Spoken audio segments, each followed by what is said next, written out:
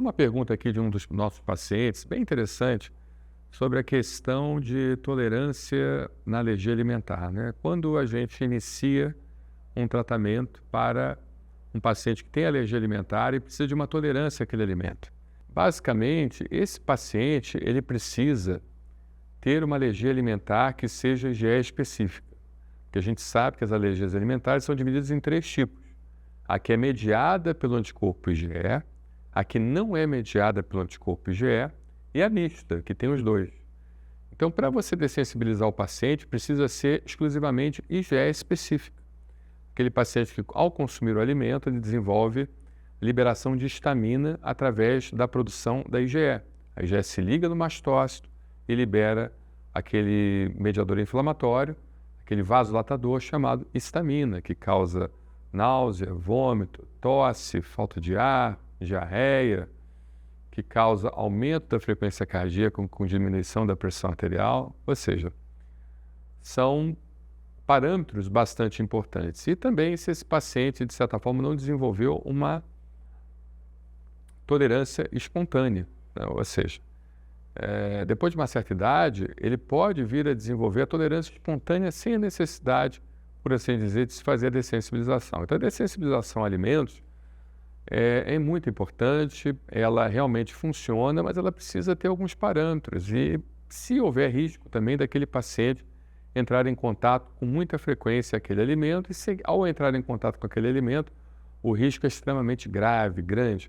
Então, por exemplo, teve um caso no Rio de Janeiro, eu que sou do Rio de Janeiro, criado em Copacabana, então conheço bem aquela região. Então, ali você tem, na orla de Copacabana, você tem vários quiosques ali, né, que fazem vários tipos de alimentos e tudo mais. E um dos alimentos mais servidos na orla de Copacabana é o camarão frito. Então, um paciente, se não me engano, de São Paulo, ele esteve em Copacabana, só dele respirar as proteínas voláteis do camarão que estava sendo frito, ele entrou em anafilaxia, ele entrou em choque anafilático, ele veio a falecer só de respirar a proteína volátil do camarão. Então, esse paciente realmente seria um forte candidato para a dessensibilização. Mas a gente sabe que a dessensibilização, ela tem alguns percalços, né? Ou seja, durante o processo de dessensibilização, o paciente pode entrar em anafilaxia, então por isso que não pode ser feito, em hipótese nenhuma, em clínicas de baixa complexidade, em consultórios médicos, só pode ser feito realmente sob supervisão médica dentro de um hospital de alta complexidade, porque o paciente pode desenvolver uma reação colateral grave, ele pode morrer por causa disso, né? E outra situação, depois que houver a dessensibilização, ele vai ser obrigado a comer aquele alimento com muita frequência. Tá? Então, dependendo do alimento, são protocolos. Às vezes, o paciente vai precisar comer, por exemplo, camarão 3, 4, 5 vezes por semana.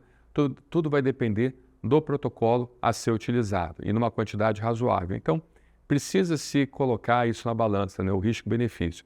E lembrando sempre, o que salva vidas durante uma anafilaxia é justamente o uso da adrenalina, o uso da adrenalina autoinjetável, que infelizmente não é disponível no Brasil, mas que com a indicação médica a Anvisa autoriza a importação, principalmente de Portugal, onde é uma região que você vai ter acesso a uma bula em português, para que você possa então portar 2 canetas, 2 autoinjetores de adrenalina, caso você comece os primeiros sintomas de anafilaxia. O que salva vidas é justamente a adrenalina e nada mais. Não adianta tomar antialérgico, não adianta tomar corticoide, não adianta fazer nada disso.